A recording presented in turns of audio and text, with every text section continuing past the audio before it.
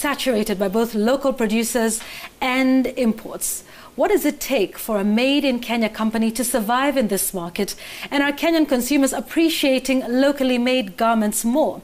Wandia Gishuru, who's the managing director and co-founder of Vivo Woman, speaks to us about 10 years in the business and the growing appetite for made-in-Kenya products.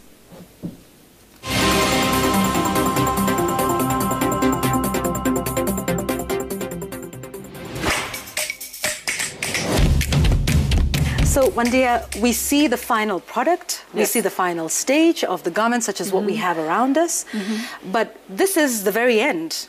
Take us through from the start. Okay. Stage one is really developing the idea. So it's coming up with the concept, sketching it, taking pictures that you've seen on the internet or whatever and saying, I want to base a collection or a style around this idea. So, we'll bring a small team together and say, what do you guys think? This is what we're thinking of. Do you think it's going to work? Is this the right time for it? And so that's the sort of concept stage. You then go into the second stage, which is prototyping or sampling. We need to do a physical pattern in one size to begin with. Once you've got a pattern, you then take the fabric, use that to cut your pieces, and you stitch the sample together. You then have to think about all the multiple sizes that you would do it in and the different colors and fabrics that you would, versions of it. So then you can place this order, what we call the production order. Okay. Even at that stage, so I would say that's stage 3, you would need to have a sense of what do we think the demand for this product would be. Is it something that we're quite confident will sell quite well, we can make more of? Is it something we're a little not sure of, so we'll test it, we'll make a smaller quantity first, test it in 1 or 2 stores and see what the response is. Yeah. The speed to market for us has been a key part of our value proposition. The fact that we can design quickly, produce it and get it into store and get it onto social media, get it onto the website within a few weeks has been really good for us. How has COVID affected your business and the way you do business? March 2020 is probably when it really hit us that, oh my God, this thing is real. So we actually closed our stores. When we reopened in April, I think April's revenue was 80% down. Wow. And we did everything we could to cut costs. We negotiated on rent wherever we could. Luckily, the government put a few tax breaks on PAYE and VAT and stuff like that, so that helped. Some of us took pay cuts.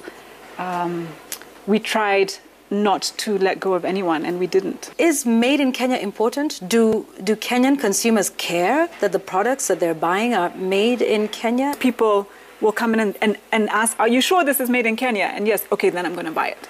When you're making locally, you are right where your market is. You're able to see, hear, respond, pivot, and create product for this market. So as much as international brands are popular, how often are they making for us? Like, how often are we who is in their mind when they're going through that whole process of sampling, conceptualizing? It's not us, right? So one, I think you can give a product that really fits. Number 2 is you can respond really quickly. So even if something doesn't work, you're then able to respond faster. Number 3, you are creating, and I've done the math on this, you're creating about 16 times more jobs than if you were simply just ordering from a catalog, bringing it here and selling it. The amount of skills that need to go into something, they're the designers, they're the pattern makers, people who do the cutting, the people who do the bunding, the people who do the finishing, the people who do the stitching, the models, the makeup artist, the photographer, the stylist. I mean, if you were just bringing product, using content from over there, none of those people would be employed. I also think that from a revenue point of view for the government, we pay full tax on everything we sell at a full price. So if we're selling a dress for 3,000 shillings, the government is getting VAT on that, 16%. They're getting PAYE on all the people we've hired. They're getting the corporate tax at the end of the year, hopefully if we've made any profit.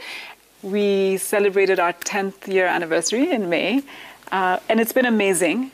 And Vivo, I believe, has become a pretty strong brand in the fashion space in Kenya.